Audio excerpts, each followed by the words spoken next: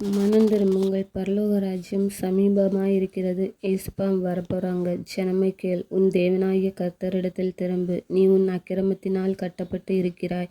உன் பாவம் நீங்க அவரிடம் வா. உனக்கு விடுதலை கிடைக்கும். வார்த்தையை கொண்டு அவரிடம் வா.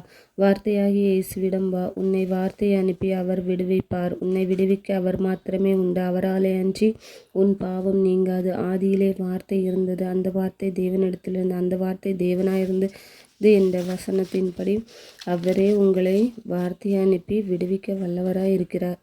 அவரே உங்களுக்காக சத்துருடன் போராடி உங்களை ஜெயங்கொள்ள வைப்பார். அவர் அனுப்பின வார்த்தை வெற்றி பெறாமல் அவரிடம் திரும்பாது. ஏனென்றால் வார்த்தையாகிய அவர்தான் அவர்கள் சீர்கேட்டை குணமாக்குவேன் என்று சொன்ன கர்த்தர் தாமே உங்கள் சீர்கேட்டை குணமாக்குவார். அவர் உங்களை மனப்பூர்வமாக சிநேகிப்பார். எந்த மனுஷனும் செலுத்தாத அன்பை அவர் உங்கள் மீது காட்டுவார். அவர் கிருபை கிடைத்தால் உங்கள் கோபம் நீங்கும். அவர் உங்களை லீலி புஷ்பத்தைப் போல் மலர செய்வார். லீபனோனைப் போல வேரூன்றி நிற்க சத்துரு உங்களை நெருங்க முடியாது. கர்த்தரை நோக்கி கூப்பிடுங்கள். கர்த்தாவே, உம்மை நோக்கி கூப்பிடுகிறோம் என்று சத்தமிட்டு கூப்பிடுங்கள். ஏனென்றால் அவருடைய நாள் வருகை சமீபமாய் இருக்கிறது. அது சங்காரம் போல இருக்கும். சர்வ வல்லவரிடத்திலிருந்து வருகிறது. காலத்தில் கர்த்தர் தமது சேனைக்கு முன்பாக சத்தமிடுவார். அவருடைய பாளையம் மகா பெரிது. அவருடைய வார்த்தையின்படி செய்கிறதுக்கு வல்லமை உள்ளது. கர்த்தருடைய நாள் பெரிதும் மகா பயங்கரமாயிருக்கும். அதை சகிக்கத்தக்கவன் இந்த பூமியில் ஒருவனும் இல்லை. ஆதலால் நீங்களே இப்பொழுது மனம் திரும்புங்கள். இப்பொழுதே கர்த்தரிடம் சேர்ந்து அவர் பாதத்தில் உட்கார்ந்து உபவாசத்தோடும் அழுகையோடும் புலம்பலோடும் உங்கள் முழு இருதயத்தோடு என்னிடத்தில் திரும்புங்கள் என்று கர்த்தர் சொல்லுகிறார். அவருடைய வார்த்தையின்படியே நீங்கள் மனம் இரட்சிக்கப்படும்படியாக அவருடைய கிருபை உங்கள் மேல் இருக்கத்தக்கதாக அவர் நீடிய சாந்தமும் மிகுந்த கிருபையும் உள்ளவராயிருக்கிறார். அவர் தீங்குக்கு மனஸ்தாபப்படுகிற தேவன்.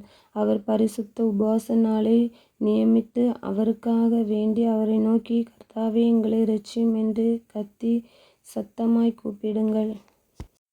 நீங்கள் மனம் திரும்பி கூப்பிடுகிற சத்தத்திற்கு அவர் உங்களை விடுவிப்பார். அவர் வார்த்தையாகிய வசனத்தின்படி கர்த்தர் தமது தேசத்துக்காக வைராக்கியம் கொண்டு தமது ஜனத்தை கடாட்சிப்பார்.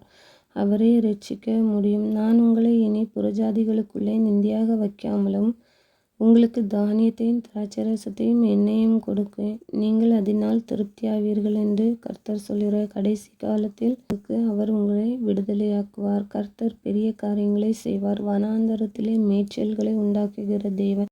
அவரை நம்பி அவரை விசுவாசித்து கடைசி காலம் வரைக்கும் இரட்சிக்கப்பட்டு இருக்கிற பிள்ளைகள் ஒருபோதும் வெட்கப்படுவதில்லை என்று கர்த்தர் சொல்லுகிறார்.